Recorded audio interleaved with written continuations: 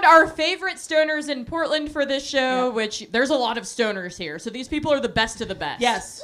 Look to your left, look to your right. There's a really good stoner in this room. Yep. All right. Yep. So we have the pleasure of introducing a celebrity of sorts, an LA comedian. Uh-oh. We have a visiting LA comedian, everyone. And she's cool as hell, and you're going to they're cool as hell, and you're going to love them. Give it up for Torria Pace!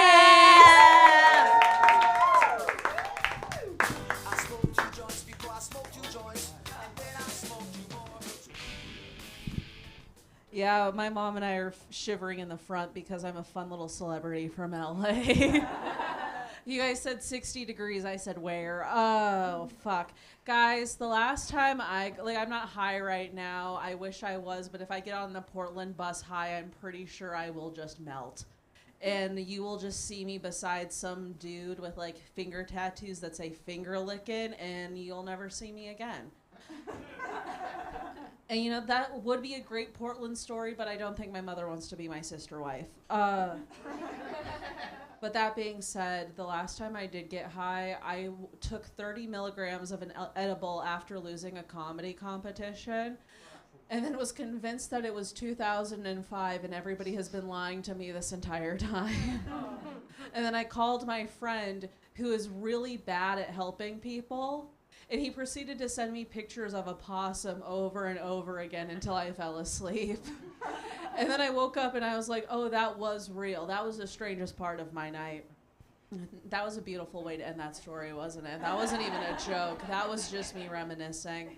But the reason why I no longer smoke weed for a little bit, and I do say for a little bit, is because I have ADHD represent, and I got back on my Adderall. Not right now, but you know what I mean.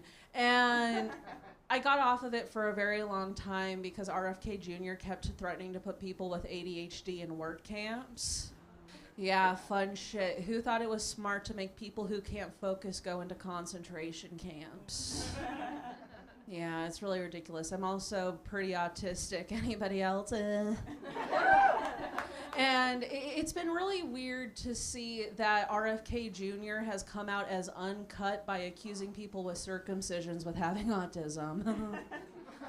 It's really wild. And like, I have to break it to you guys. Circumcisions don't cause autism because I am uncut and I'm as autistic as fuck. I took 2 Amtraks down here and I've never been happier.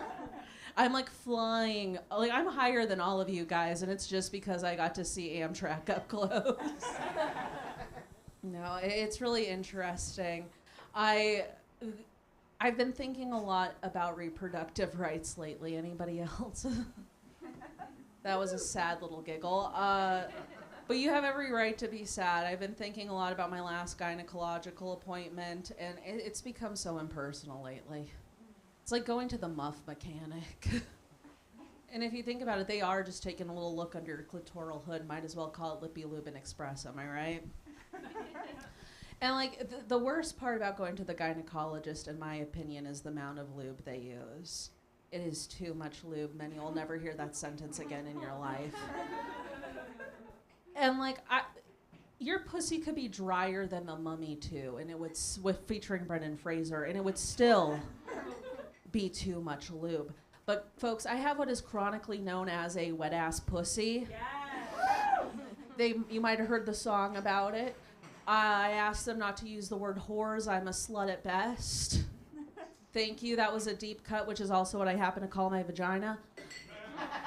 That was disgusting. I'm sorry. Hey, Mom, are you glad I'm your child?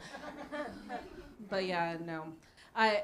I have a wet-ass pussy, so with the amount of lube they use, I have to spend the rest of my day walking around sounding like my pussy's wearing rain boots. I'm just walking around the grocery store like, clean up on aisle 16. No, sir, that's not Donald Duck. That's just my vagina. Speaking of politics and everything, guys, I hate that we live in a society that is not progressive enough for women to have rights over their own bodies, but it is progressive enough that you no longer have to be cool to skateboard. I saw a man riding one of those like one-wheeled electric monstrosities the other day, wearing a helmet that had a rear view mirror attached to it.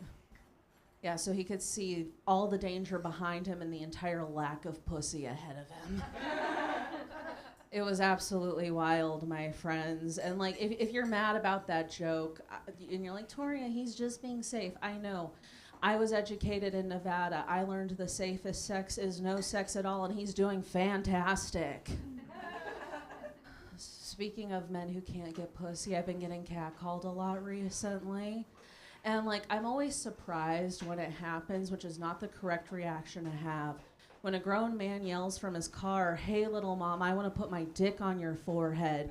Your reaction shouldn't be, who, me? You want to put your ball sack on my eyes like a little sleeping mask? Why no one's told me that or anybody that before?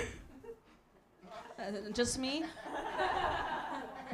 No, I recently got catcalled and this man like approached me. He was like, hey miss, so I kept walking really fast.